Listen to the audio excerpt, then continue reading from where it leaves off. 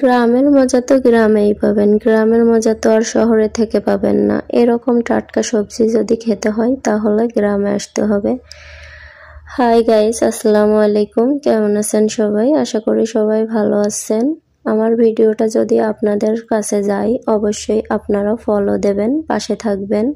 আপনারা যদি ভালোবাসা দেন, সাপোর্ট করেন, ফলো দেন তাহলে আমি আরো আগে এগোতে পারবো। আপনাদের ভালোবাসা ছাড়া আমি আসলে এগোতে পারবো না। তো আমার রান্নাটা কেমন হয়েছে অবশ্যই আপনারা লাইক কমেন্ট করে একটু জানিয়ে দিবেন, আর ফলো দিয়ে তো অবশ্যই পাশে থাকবেন।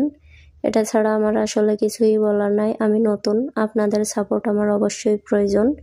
আমি না, শুধু যারা নতুন তাদেরকে সাপোর্ট করবেন, পাশে থাকবেন, এতটুকুই বলার। লাউটা আমি ঝোলে দিয়ে রান্না করতেছিলাম। লাউটা ঝোলে দিয়ে রান্না করলে একটু বেশিই মজা হয়।